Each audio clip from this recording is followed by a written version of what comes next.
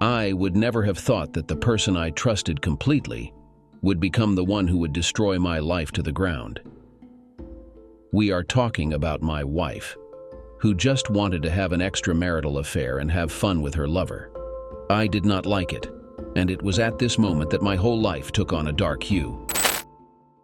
Adrian Austin felt like he was on top of the world. At 35, he had risen to the position of Vice President of Operations at Arlington Industries, AI. This achievement was unprecedented in the company's 100-year history. It was widely assumed that within a decade, he would ascend to the role of CEO once Bill Travis retired. Adrian enjoyed a plethora of benefits: a substantial six-figure salary, immense potential for annual bonuses, a company car, a BMW 7 Series, expense account, and various other perks. He was well regarded and respected across the organization. Being on Adrian's team meant promising prospects within AI. However, if Adrian were honest, he might admit uncertainty regarding how genuinely he was liked. He was aware that many people buttered him up and sought his favor for their own agendas. Yet he saw this dynamic as typical in the corporate world. As someone who valued performance over personality, he didn't dwell too much on this aspect of corporate life. During his 45-minute drive home from yet another exhausting Monday at work — Mondays were always grueling — Adrian's thoughts shifted from work to his family. They were the reason for all his hard work. He and his wife Dallas had met during his senior year of college, and their relationship quickly blossomed into marriage after his graduation. Dallas hadn't completed college. She often mentioned that she only attended to please her father. Dallas longed for a family above all else. She harbored a strong desire to embrace motherhood, a role in which Adrian acknowledged she excelled. Managing her family with a firm hand was a necessity, with 3 lively children under her care. Adrian often quipped about her superior organizational abilities compared to his own. However, Adrian harbored conflicting feelings about Dallas devoting herself entirely to motherhood. While he appreciated the benefits it offered their children, he couldn't shake the worry that Dallas might eventually regret not pursuing higher education or a career outside the home. Despite her intelligence, outgoing nature, and breadth of knowledge, he fretted that she might one day find the role of homemaker insufficient. Adrian's exceptional dedication to work and performance enabled Dallas to devote herself fully to their children, leading to a comfortable lifestyle for their family. They resided in a spacious home in a prestigious neighborhood, renowned for its excellent schools, with some savings stashed away. However, they also had substantial financial commitments, including a sizable mortgage, monthly payments for Dallas's Land Rover, gym memberships for both, various costly indulgences, and expenses related to their children. Additionally, they maintained a membership at an exclusive country club, essential for Adrian's professional status and networking. Although building a substantial savings account was postponed, Adrian remained optimistic, confident that a significantly higher income was on the horizon. The annual 10-day family vacation they took every year had a significant impact on their finances. During the Christmas holidays, the whole family went to warmer climes. Last year it was Hawaii. In the summer, they chose national parks such as Yellowstone and the Grand Canyon, as they had already visited Disneyland. Looking forward to the upcoming summer, they dreamed of a change of scenery and a trip to Europe. After all, what's the point of having money if you can't enjoy it? In addition, unlike many other full-time mothers, Dallas managed to find the time and energy for a full-fledged, intimate life with Adrian. When Adrian Austin pulled into his wide driveway lined with stamped earth-colored concrete, he couldn't help but feel immensely happy. When he arrived home that Monday night, everything appeared ordinary. As usual, Dallas greeted him with her customary welcome-home kiss shortly after he stepped inside. Dallas then expressed her desire to engage in an adult conversation. While this might have raised concerns for some, Adrian remained unperturbed. Dallas often sought these adult conversations, explaining that after dealing with the children's affairs all day, she occasionally craved the mental stimulation that conversing with adults provided. Sometimes it involved just the two of them dining out, and sometimes they joined friends, of whom they had many. Anyway, Dallas was usually so playful that it led to a lot of activity. Oh, fantastic. What would you like to do? Let me arrange something. Will it just be the two of us, or? Definitely just us for this one, and instead of going out, I think we should have a chat at home. Dinner is almost ready. I sent the kids to stay the night with my parents so we won't be interrupted. Great. I'll go change and be right down. Adrian found this a bit unusual, but not entirely unexpected. Dallas's parents enjoyed looking after the kids. Being retired, they had no problem keeping them overnight and taking them to school in the morning. Lately, Dallas had even arranged for them to pick up the kids from school and assist with homework before bringing them home. It seemed like everyone was enjoying this new routine. As Adrian showered and changed, he once again felt grateful. He couldn't help but feel saddened by the fact that in today's world, stay-at-home mothers were often undervalued. Adrian couldn't shake off the general sense of sadness about how little society appreciated these women. During their dinner, Adrian had assumed that Dallas's topic of conversation would revolve around her desire to return to school, or perhaps find a job. He secretly hoped this was the case, as he cared deeply for his wife, and wanted what was best for her. He firmly believed in the saying, "Happy wife, happy life." Normally, Dallas was lively and talkative during their meals together, but tonight she seemed quiet and anxious, almost as if she was deliberately stalling. Instead of engaging in their usual adult discussions, she focused on the children, which was unusual. She began with Brian, affectionately nicknamed Brain for his intelligence. "Honey, do you think your promotion will come through in time for us to send Brain to an Ivy League school?" Adrian chuckled at her forward thinking. "Well, considering he's only 11 and won't be going to college for another 7 years, I'd say it's quite likely it'll come through by then." As Dallas continued to discuss their children's future, particularly their education, Adrian grew concerned. Her behavior was out of character, and he sensed she was hiding something. "Dallas, what's happening? Is discussing our children really what's on your mind?" She sighed deeply. "No, darling, it's not. I want to talk about a significant shift in our life together. It's going to be challenging for you. And I want you to grasp how crucial it is to me that you accept that our life will essentially remain unchanged." I hate to interrupt, dear, but how can our life undergo a major change yet stay the same?" Adrian was genuinely puzzled. Adrian had already sensed a change was imminent before Dallas brought it up. In hindsight, he had been partially correct. Dallas desired a change, but it had nothing to do with starting a job or returning to school. Adrian sat in stunned silence, mouth literally agape. He couldn't believe what he was hearing. It seemed impossible. His shock made the stereotypical clueless husband appear almost clairvoyant compared to him. He finally managed to string together a few coherent sentences. "So, let me make sure I understand this correctly.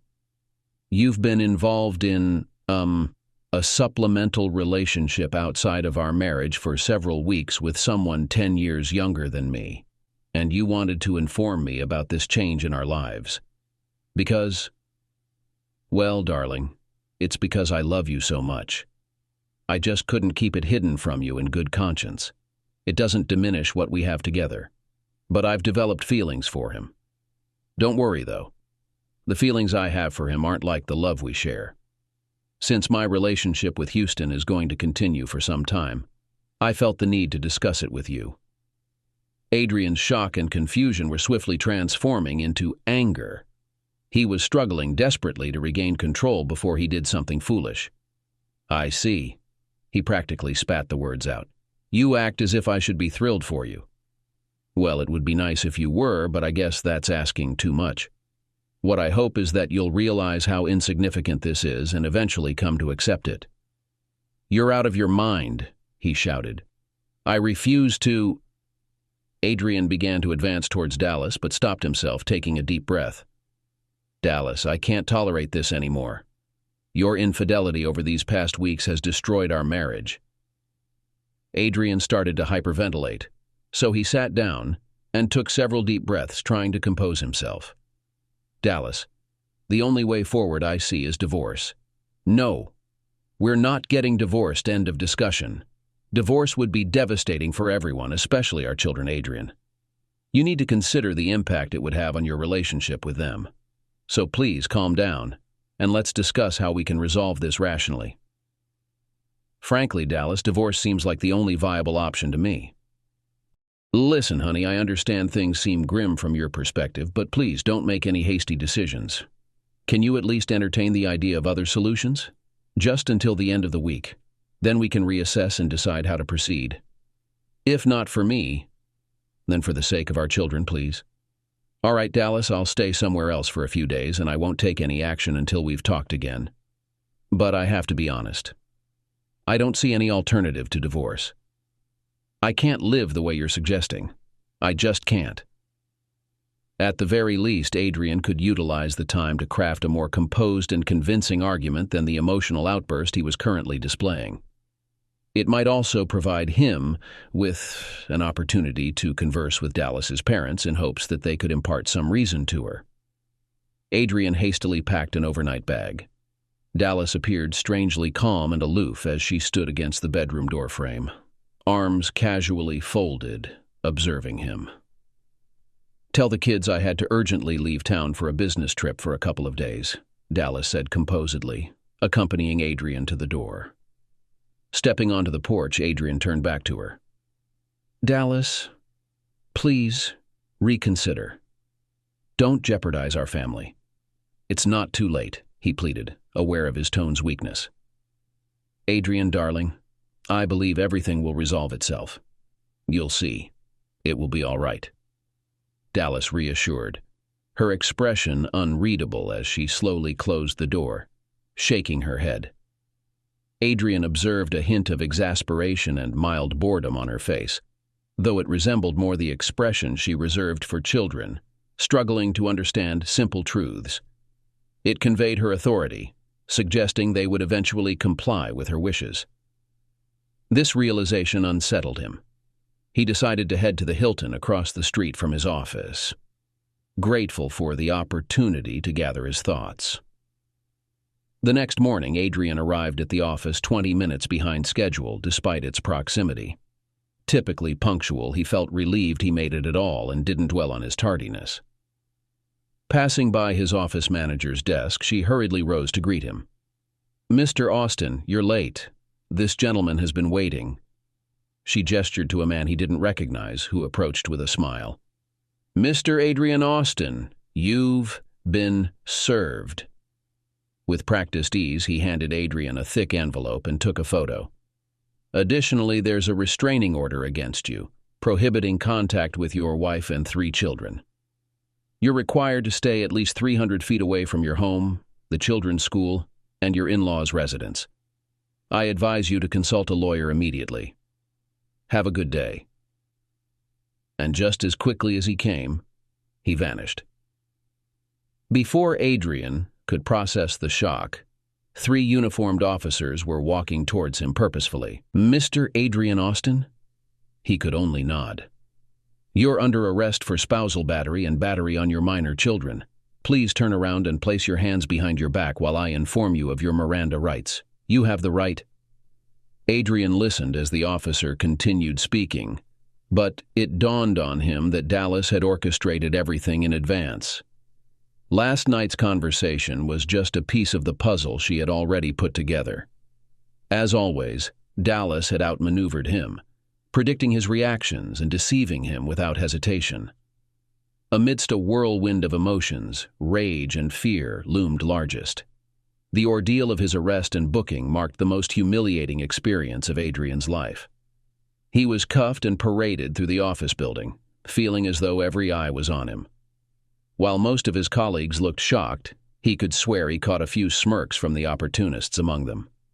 Things only worsened at the local police station during the booking process. After enduring that humiliation, he was granted 2 phone calls. The first to his company's legal department resulted in a frustrating revelation. They couldn't represent him due to a conflict of interest. What did that even mean? All he wanted was a referral to a family law attorney. The call ended abruptly, leaving him bewildered. Adrian pondered deeply on his circumstances. He considered himself an intelligent man, at least until the events of yesterday shattered that belief.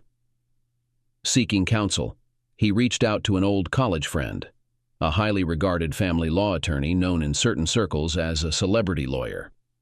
After finally connecting with Ennis H. Dixon, Esquire, Adrian confided in him about his predicament.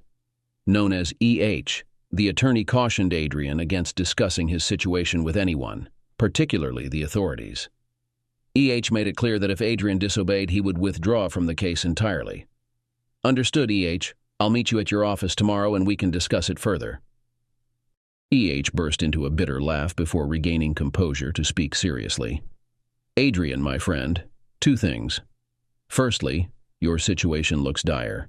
It seems your wife has been meticulously prepared, and at this moment you're likely financially crippled, with your assets likely frozen by her attorney. That fancy MasterCard Black of yours? It's probably as useful as a shoehorn. And secondly, you're facing one of the few crimes in America where you're presumed guilty until proven innocent. Yes, indeed. Things look bleak. However, if your innocence holds true, I'll work to clear your name of the criminal charges. But as for the divorce, expect a brutal outcome, leaving you financially devastated and emotionally wounded." "But, Adrian, none of that matters. Just keep quiet, and eventually, I'll find a way to get you out of this mess." E.H.'s prediction turned out to be accurate. He was completely broke. At his court appearance the following day, since he wasn't considered a high risk for fleeing, his bail was set at just $50,000. However, this might as well have been $5 million to him, as he didn't have a cent to his name. Consequently, he spent over a month behind bars, until Adrian's less-than-reliable brother managed to scrape together the money for his release. Garland Austin, Adrian's brother, was 7 years older and led a markedly different life. While not exactly a ne'er-do-well, he worked as a truck driver on the opposite side of town, a few miles away but worlds apart economically from Adrian. Due to their disparate lifestyles, they rarely crossed paths. Garland, happily married to Killeen for 15 years, had 3 teenagers and lived in a mobile home in an unassuming trailer park. He and Killeen met when she was a waitress at the local Denny's where she still worked. Adrian wasn't even sure if they owned or rented their 1980s double-wide trailer, which they affectionately called Home Sweet Home. Adrian initially experienced a feeling of embarrassment when Garland offered him shelter with his family. Despite only being able to provide Adrian with a worn-out couch to sleep on, Adrian had no other option but to agree. Though he knew he should feel thankful, the weight of his current predicament still lingered. Upon his release from the county jail, Adrian's foremost desire was to indulge in a lengthy, scalding shower to wash away his shame and humiliation. However, he had to prioritize damage control by heading straight to work. While he had sporadically conversed with Bill Travis, all he was advised was to visit him as soon as he could manage. The discussion with Mr. Travis was rather brief. It appeared Adrian was no longer employed at AI, the circumstances being too unsavory for them to continue his employment. Nonetheless, AI still had some concern for Adrian, or at least enough to offer him a severance package of $25,000, along with his accrued vacation time and the temporary use of his Beamer for 30 days. The condition was simply to sign a standard confidentiality agreement. Just as Adrian was about to respond with hostility, he held back.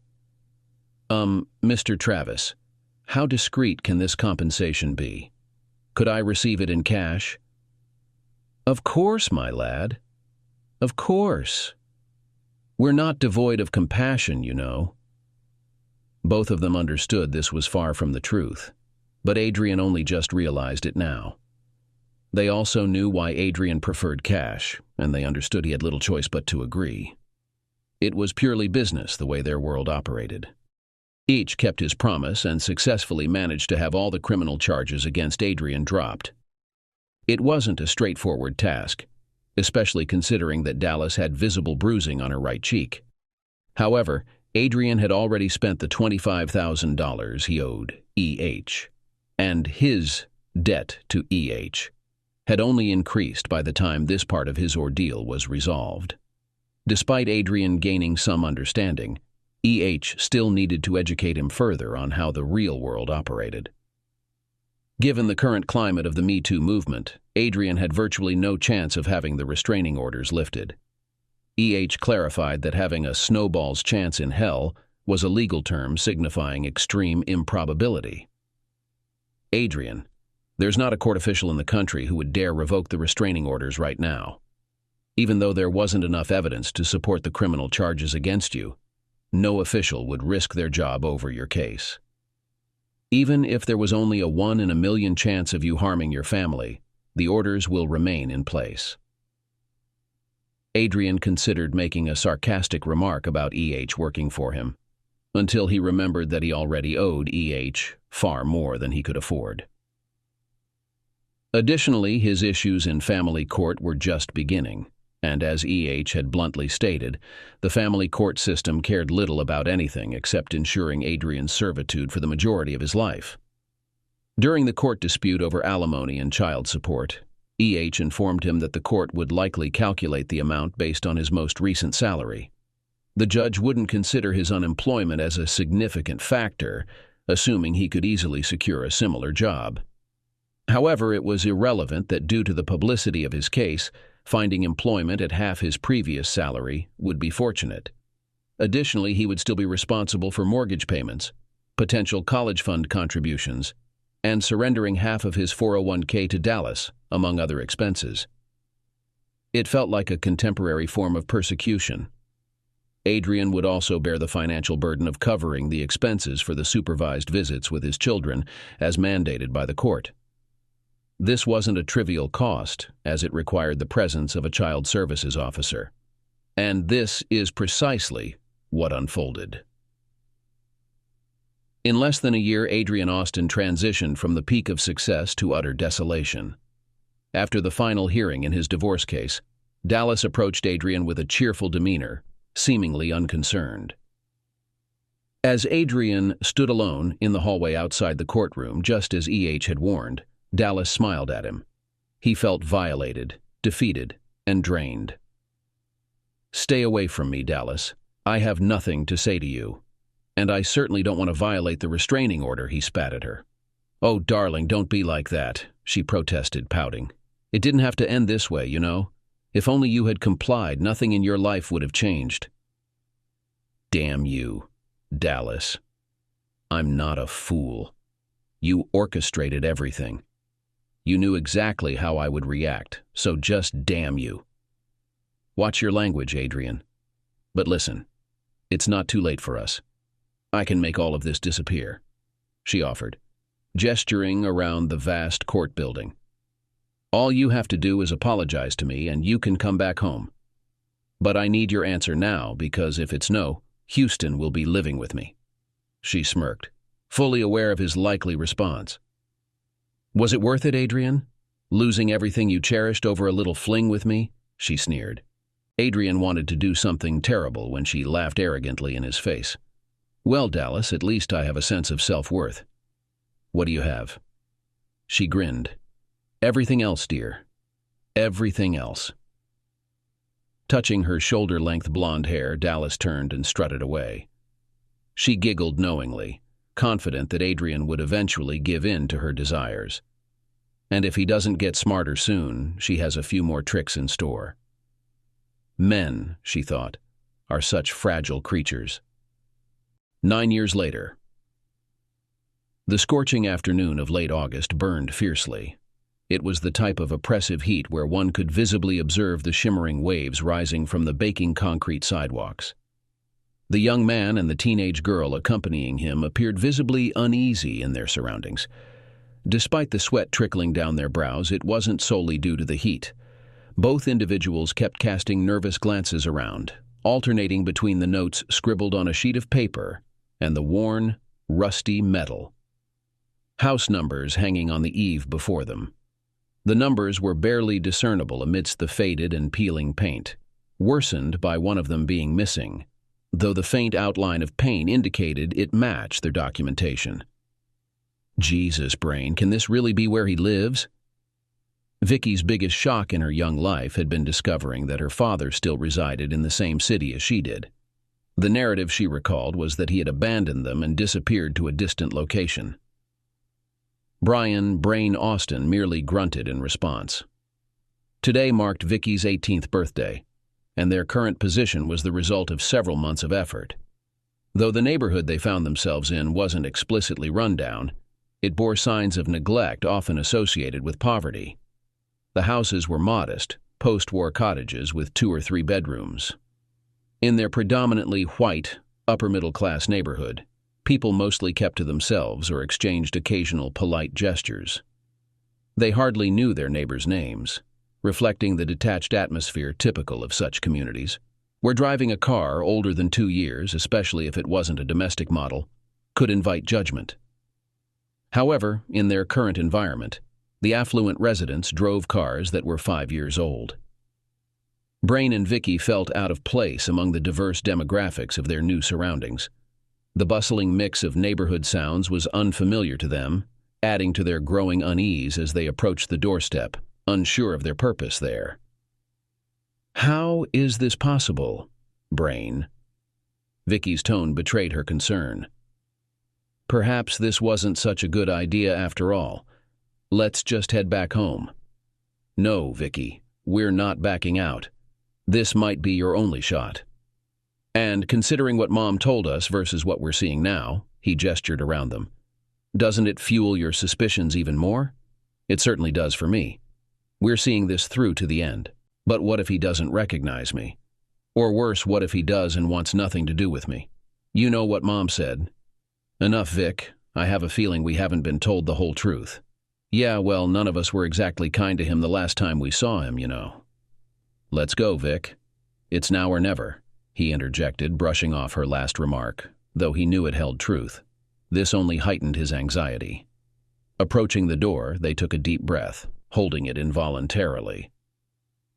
Brain knocked on the weathered old wooden screen door, the sound reverberating loudly as the front door stood wide open behind it. It seemed oddly out of place for the neighborhood. Inside, Adrian Austin heard a knock on his door.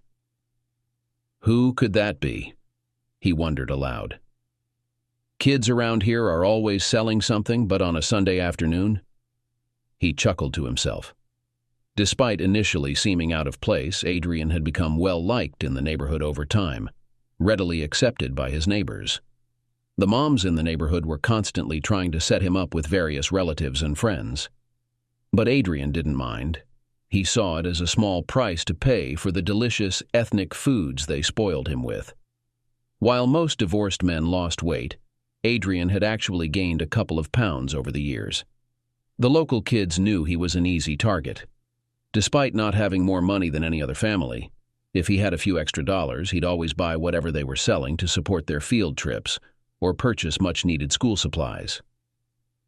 "Doors open," he called out, his usual greeting, as he pressed the power button on his remote. The baseball game he was half watching was dull anyway. Damn analytics were ruining the sport. Though Adrian's area might have been low income, everyone knew each other and looked out for one another.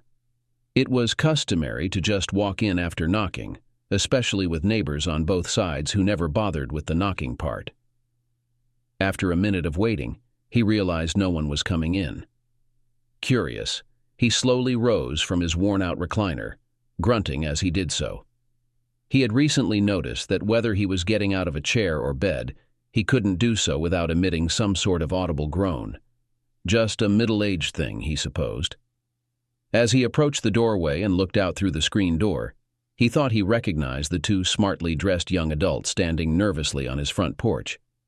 They were definitely not locals. Adrian pushed open the dusty screen door to get a clearer view. "Well, damn, this is unexpected," Adrian muttered, taken aback. "Brain, Whitney, what brings you here?" It's Vicky, actually. Whitney isn't here." "Really? Why isn't she with you guys?" Adrian mentally scolded himself for the sarcasm. Before Vicky could respond, Brain interjected, "She's not here." She left home shortly after her 16th birthday a few years ago, and no one has heard from her since. I suppose she just wanted to leave. Vicky's courage faltered, and she turned to leave. By the way, Vicky, happy birthday, Adrian said wistfully as his daughter walked away. Surprised, Vicky stopped and turned back to her father with teary eyes. Oh, thanks, I wasn't sure. Adrian held the door open wide. Why don't you both come in? I assume you have a reason for being here. I doubt you just happen to be in the area. He chided himself mentally for his bitterness. I'm sorry. Please come in. Seeing you brings back unpleasant memories. But you're just kids. Please? They cautiously stepped into his residence, taken aback by the stark simplicity of the furnishings. Their father motioned for them to settle on a tidy yet weathered sofa that seemed to have weathered more years than both of them combined. Adrian, too overwhelmed to play the gracious host, sat in silent shock. Brian and Vicky, forgetting their rehearsed speeches, exchanged uneasy glances. For several uncomfortable minutes, Adrian had already resigned himself to let them speak first, unsure if he could contain the surge of anger brewing inside him. Listen, Dad, Brian began tentatively. Oh, now it's Dad, huh? Adrian couldn't help but interject, frustration simmering beneath the surface. I didn't know what else to call you, Brian replied earnestly. I'm sorry, again. But the last time we spoke, you made it clear you wanted nothing to do with me. Do you have any idea how much that hurt? I fought tooth and nail against your mother's accusations just to have a chance to be a part of your lives. Do you understand how humiliating it was to try and build a relationship with my own children under the scrutiny of Child Protective Services? And I had to pay just to see you. So forgive me if seeing you here now is a bit overwhelming. It's been what, 5 or 6 years? So please excuse me if I'm a bit emotional. You know, Dad's doing all right. Honestly, he seems fine. How can we assist you? 2 matters, I suppose. Mom briefed us on the situation, but we suspect there's more to it. How's Mom doing, by the way? Adrian wasn't sure why he asked. Perhaps he was secretly wishing for her demise. She's okay. Oh well, that's a shame. They say only the good die young. And her boyfriend? You mean Houston? Well, they're still together, but I don't think it'll last much longer. They're always fighting. That's unfortunate. But pardon my curiosity. I'm sure you didn't come all this way just to update me on Mom's romantic life. Adrian waited patiently for a response, his gaze shifting between the two with indifference. Well, Dad, we need your assistance with a couple of matters. It's pretty important. Adrian's tough exterior was beginning to show signs of vulnerability. You know I'll help if I can. I've missed you all. A lot of time has passed, and I always hoped... Well, I guess what I'm trying to say is... His voice trailed off as he struggled to continue, overwhelmed with emotion. Vicky interjected, torn between empathy for the man who was her father and her lingering anger. Why did you leave us? What did we do that was so wrong? Tears welled up in her eyes. Leave you? I didn't leave you. I was forcibly separated from your lives. I still remember the last time I saw all 3 of you. It was when you told me you didn't want to see me anymore. I was furious and decided to only fulfill my legal obligations and then cut ties with all of you. But as time passed, I realized that your mother's influence was behind your desire to push me away. When she accepted that I wouldn't return, she made it her mission to turn you against me. Now all 3 of them were crying. Their memories and regrets were so palpable that it seemed like they could be cut with a piece of paper. But Dad, you've never tried to rebuild a relationship. Can you at least tell us what really happened? Well, they're both adults, so why not? Anyway, when your mom insisted that I share it with her lover Houston Plano, I refused, and she continued to ruin my life in every possible way. She tore my soul apart. No, Dad, that's not really true. Houston met her after you got divorced. At least that's what we were told. You're free to believe what you want, but I'm telling you the truth. Adrian spent the next hour telling Brian and Vicky in detail about what had happened. He admitted that he was thinking about whether to give up and return home, or to cease to exist altogether. I felt like I had lost everything that was dear to me. I drove my brother's old pickup truck to El Paso Point. As a teenager, I used to go there, sit on a ledge, and look at the valley below. When you're young, you don't realize the danger, so I've never thought about it twice. I was wondering if the guys from the city still come there to have fun or to reflect on their future, as I did then. But I was going there for another reason. Who would care about that? I couldn't imagine a single person missing me. Maybe even if it was based on a lie, you kids would have a better chance of a normal life if I disappeared. The tougher decision was to resist. But what was there left to fight for? Everything I once had was lost except for the pain, and I was weary of carrying it. My heart beat on, but devoid of life. Joy was absent. Mine was a mere physical existence, seemingly enduring until my heart would cease its beating, granting me relief. Then I grasped there existed a third option. To halt this torment that had consumed my being, I could return home. Back to Dallas, admitting defeat to her. Letting her know she had conquered me, yielding to her demands. At least then I would have had you guys. Vicky, appalled by what she heard, interrupted. But Daddy, I mean Dad. Daddy sounds even sweeter, darling. Adrian beamed.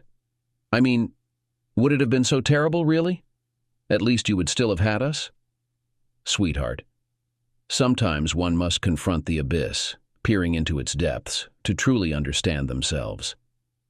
When I stood there, both literally and metaphorically, edging closer to the precipice, I discovered my true identity. I stepped back, and in that moment, I pledged to fight for my life. Suddenly, being able to face myself in the mirror each morning became my utmost priority. I came to the realization that I was mistaken. I would be missed if I were gone, and the one who would notice would be me. That marked the beginning of my journey back. It's been quite fulfilling. Reflecting on all I felt, endured, and conquered, I understand that every experience, positive or negative, equips us for what comes next. The ultimate lesson dawned on me when I grasped a fundamental truth. Perhaps one day you'll grasp it too, kids. Your mother may have aimed to derail my life, but she could only succeed if I allowed it. It seems glaringly obvious now. I don't know how I overlooked it. Remember, regardless of what life throws at you, you retain full control over your life's direction. I came to realize that much of what I cherished were merely possessions, things that held little significance in the grand scheme. Vicky attempted to interject again, but Adrian gestured to silence her. But Vicky, dear, did I truly lose you? You simply lost your way for a time. At least that's what I hope. His voice wavered with emotion. Oh, Daddy, I'm so sorry. I understand, darling, but there's no need to apologize. Adrian shifted his focus to his son, giving Vicky a moment to compose herself. It's a tough realization for an 18-year-old to confront the disparity between their perceptions and reality. So, Brian, what was the second thing you mentioned you needed? Well, you see, Dad, Vicky wants to pursue college. She's bright, always has been, but, well, her academic record hasn't reflected that. I mean, she's determined to attend college. She's been working and has managed to save up a bit, but she's set on getting a degree in astrophysics. She dreams of working for NASA. And, well, Adrian glanced at Vicky, who avoided meeting his eyes. The notion that this situation revolved around money briefly crossed his mind, but he swiftly pushed it aside. The atmosphere in the room was too charged with emotion for finances to be the sole concern. Well, we assume that. Please don't be upset. I mean, you're her dad and everything. Yeah, so what's the problem? The college funds from the divorce settlement should have sufficient funds. Oh, damn, you're telling me they're empty. This is infuriating. Dad, We never heard about any college funds. Vicky listened intently but seemed more perplexed than ever. Adrian sighed sadly.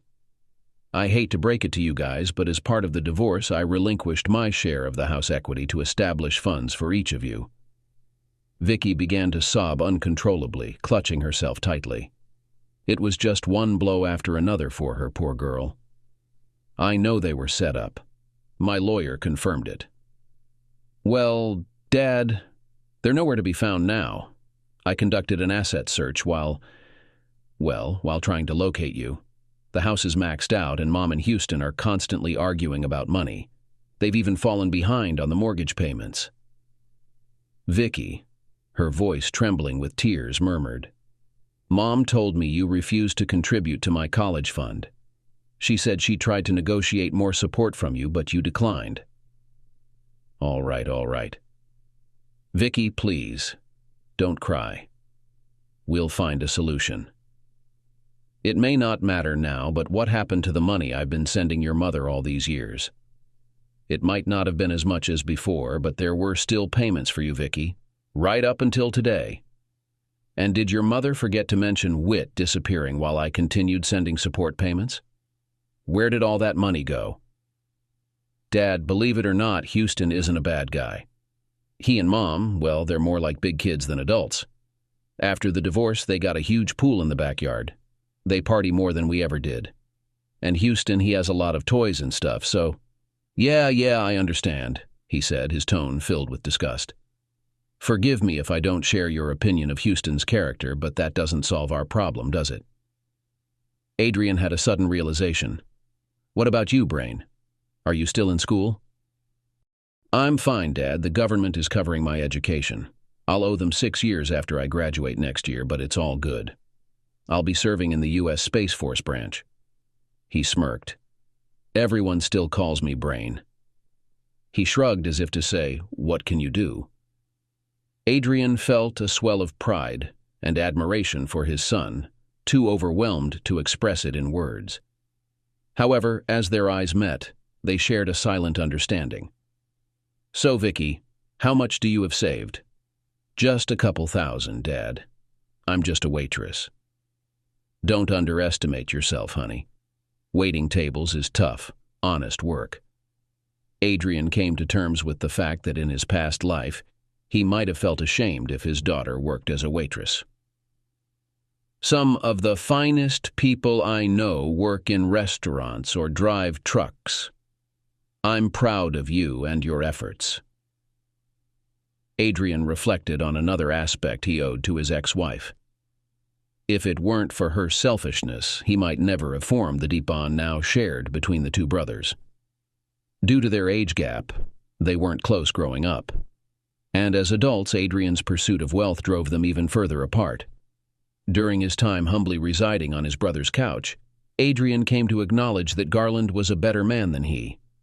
When one loses everything, there's ample time for self-reflection. Adrian had to concede that he likely wouldn't have reciprocated if their roles were reversed.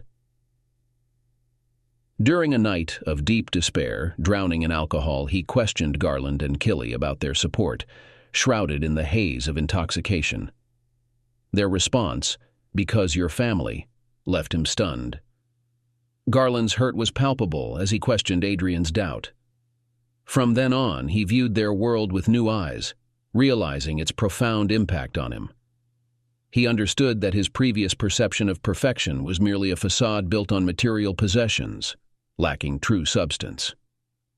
Garland and Killy's bond eclipsed his own with Dallas. They shared every aspect of life, finding happiness in simplicity despite possessing less. His illusion of a flawless existence shattered, replaced by the stark reality of his superficial relationships. The adage, significant change only occurs out of desperation, echoed in his mind, reflecting the transformation he faced. The smiles, laughter, and nods of approval from his colleagues at AI now seemed hollow, mere facades of friendship driven by self-interest. They vanished when trouble arose. He and Garland became very close. When he struggled to find employment, his brother arranged for him to work at his company as a swamper. Spending many hours together on the road allowed them to strengthen their bond even further.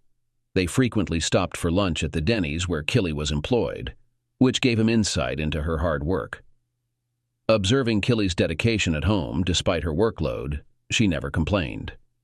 When he asked her why once, she simply stated that she had a good life, so what was there to complain about? Adrian realized that being simple didn't mean being foolish. Simple people valued honesty, directness, and helping others without expecting anything in return. Eventually, Adrian secured a job offer that paid more than his previous truck unloading job but less than half of what he earned at AI. Despite the pay difference, Adrian was hesitant to accept the offer because he enjoyed working with Garland so much. It was only because of Garland's insistence that he didn't decline. Don't be foolish, Adrian. Firstly, you're not that skilled as a swamper. Secondly, you can't rely on our hospitality indefinitely. Look at our couch. We'll need to replace it once you're gone. And most importantly, you'll need your own place for when your children return to you. I assure you, they will someday. On the day Adrian settled into his rented cottage, he purchased a new couch, a sleeper sofa, for Killy and Garland, just in case. Adrian refocused on the present. When the kids come back to me, all right, Vicky, here's the plan. You'll move in with me, rent-free. Of course, you'll pitch in with chores to maintain the place. It might not be what you envisioned, but we'll need to enroll you at state for affordability. I can't offer much more financially, but between your job, our applications for grants and scholarships, and my contribution, we should manage. My income isn't substantial, but with alimony and child support behind me, I'll have some extra cash. That should give us time so you can pursue your BA, then we'll aim for a reputable master's or PhD program. But remember, maintaining good grades is crucial. We'll work on that together. Dad, I don't want to be a burden. Hush, it's settled. Yes, sir. Brain, you're welcome to crash on the couch if you need. No, I'm fine. I have my dorm. All right then, one more thing.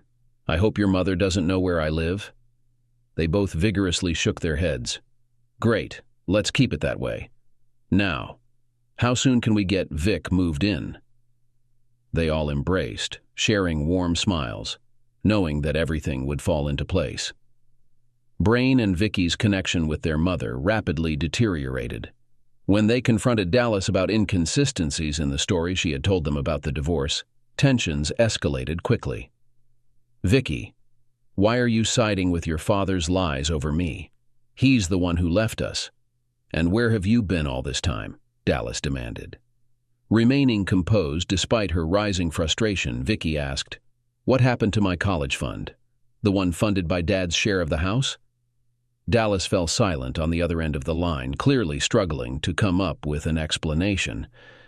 Vicky pressed on.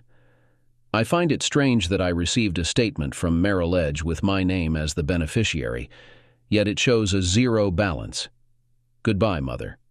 If I never hear from you again, it'll be too soon.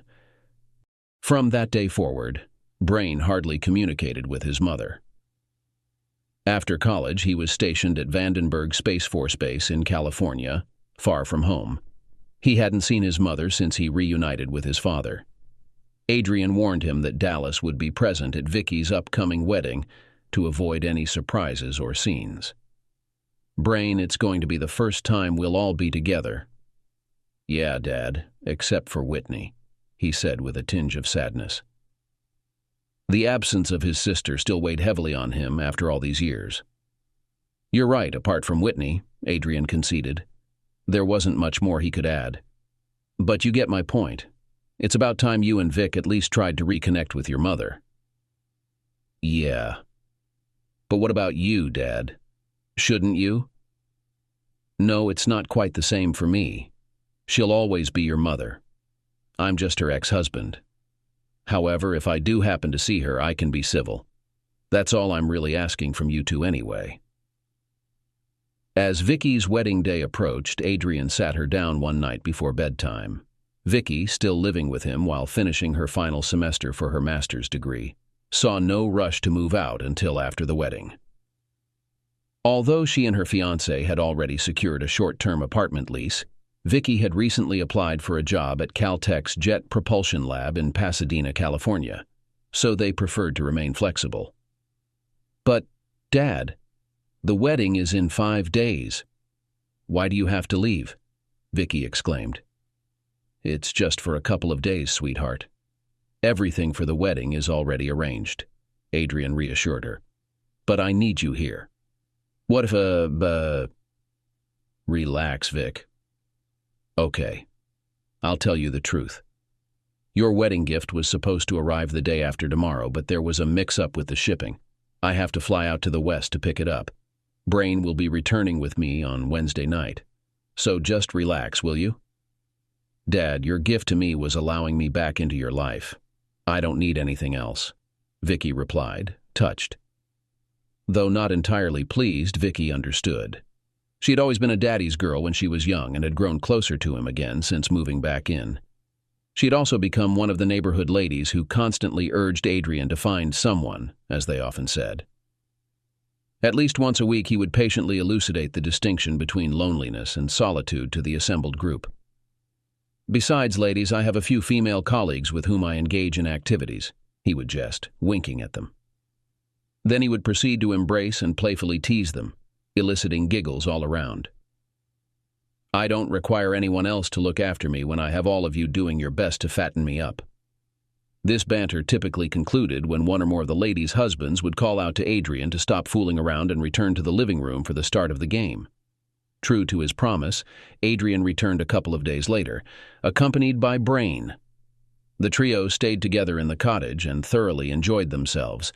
Both Brain and Vicky were thrilled at the prospect of soon living only approximately 150 miles apart.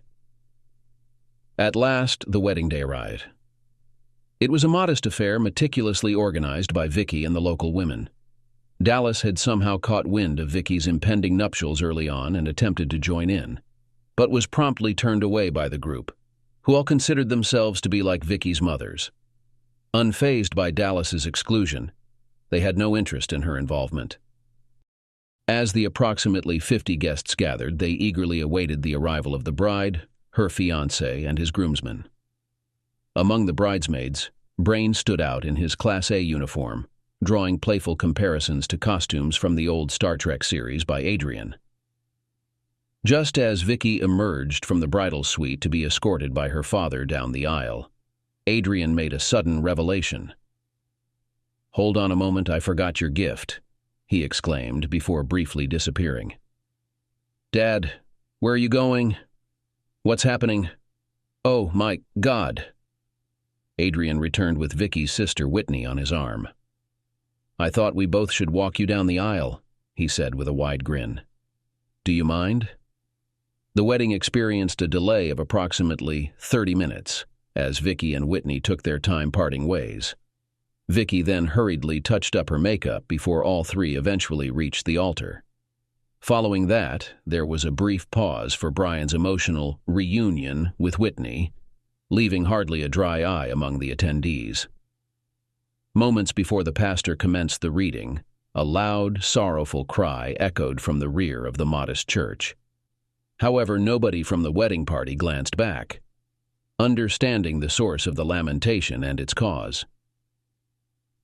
After a member of the groom's family escorted Dallas out of the church, the ceremony proceeded seamlessly without further interruption. The reception appeared to be a joyous affair, with Adrian quietly amused by Vicky's evident closeness with her sister, prompting thoughts of Anthony's remarkable understanding nature, as Vicky seemed to spend more time with her sister than her new husband. Whitney had to practically pry herself away from Vicky to allow the newlyweds their first dance together. Adrian had just experienced a whirlwind of emotions during the wedding festivities. As he ensured the guests were settled and enjoying themselves, he took a moment to step outside onto the patio, seeking solace in reflection. Not long ago he had felt as if his life was at its end, but now it overflowed with fulfillment. He felt gratitude and contentment wash over him. "Hello, Adrian." A jarring noise, reminiscent of a needle scraping across a vinyl record, rang in Adrian's ears. He hadn't heard such a sound since childhood. Startled by his reflexive reaction to her voice, Adrian nearly dropped his drink. He had known this encounter would happen today, Yet, he had hoped it wouldn't. Dallas. Adrian stood up, offering Dallas a chair in a gentlemanly gesture, though he remained standing himself. The years had not been kind to her. She had gained weight rapidly, her once petite and curvy figure now resembling a pear. Her once lustrous blonde hair had thinned and dulled, interspersed with gray strands. It was evident to Adrian that her once meticulous grooming had fallen by the wayside, and her attire only accentuated her decline. "How did you find Whitney?" Adrian restrained himself from snapping at her and remained silent. "It's a complicated situation," he began. "After finally locating her, which wasn't easy or cheap, I thought I had convinced her over the phone to attend her sister's wedding. But at the last minute, she backed out, citing trauma from her childhood that she feared attending would exacerbate. So I had to fly to Oregon to meet with her in person and persuade her to come. I had to keep all of this from both Brian and Vicky because I wasn't sure if I could convince her to return. And you, well, you'll have a lot to answer for with her, more than with your other children. I know you're no longer in touch with Houston, but if you happen to see him, you might want to inform him that Whitney's struggles don't have an expiration date. She's still grappling with your involvement in it all." Dallas decided it was best to shift the conversation. "I appreciate the invitation. I know you're the one behind it. Vicky mentioned it was your suggestion when I thanked her for inviting me. She said if it were up to her, I wouldn't be here." Tears welled up in her eyes. "Why did you invite me, Adrian?" she asked, her voice strained. "It wasn't for you, Dallas. It was for our children. They deserve a connection with their mother, if only to move forward from the past. As for me, I don't want to sound harsh, but if I never see you again, I'm fine with that." Dallas stifled her sobs. Adrian softened his tone. "Don't get me wrong. If we happen to cross paths in the future, I can be civil. I won't avoid you intentionally.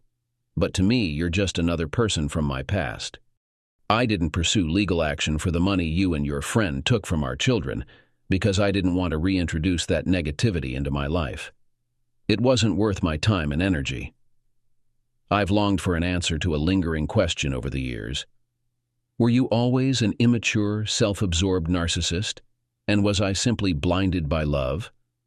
Or did something happen after we married that caused this change in you? I get that you're angry, Adrian, but does it really matter now?" "I didn't think it did, but it matters a great deal to me, actually," Adrian replied, surprisingly calm. "I mean, you deliberately set out to ruin my life. I'd at least like to know why. I had what I thought was the perfect wife one moment, and then my world fell apart the next. Things don't just happen like that. Believe it or not, Adrian, I didn't intend to destroy you. And no, things don't just happen. I wasn't really happy for a long time. I realized I was living solely to support others' goals. There was no me, and I wanted more out of life. The situation with Houston just sort of happened. I met him at the gym. He was funny and carefree. He flattered me to the point where I felt like a teenager again. After we became intimate, well, that's when I acted foolishly. I don't know why, but I convinced myself you wouldn't mind as long as nothing changed for you. I thought your image mattered more to you than your ego. When I confessed to you, I expected anger, but I thought we could work through it. When you reacted the way you did, I guess I just snapped and turned bitter. After realizing we were finished, I decided to make you suffer and prioritize my own happiness." Adrian simply shook his head. He understood she hadn't given him a truthful response. Over time, people often justify their wrongdoing to reconcile with their actions. She likely genuinely believed the falsehoods she was peddling. If not, like most, she couldn't deceive herself any longer and still consider herself virtuous.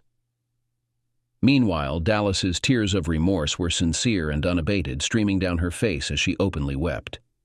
It took several minutes for her to compose herself enough to speak. "I'm sorry for wrecking your life, Adrian. I was such a fool." You didn't wreck my life, Dallas. You rescued it. He paused briefly to collect his thoughts before continuing. Turning my children against me was unforgivable.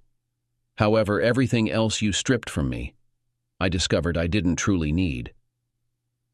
Do you realize that the job I've held now, longer than the one at Austin Industries, still only pays me about half of what I earned before? Yet I feel wealthier than ever. Now I invest my money in meaningful pursuits rather than in designer suits, flashy cars, extravagant vacations, and the like. Honestly, I prefer the person I've become now, far more than who I was before. Adrian couldn't resist adding, "Do you recall what you said to me all those years ago, Dallas?" "No." I said, "At least I have my self-respect." And you replied that you had everything else. Well, I still have my self-respect and much more. What do you have left? With that, Adrian turned and walked away.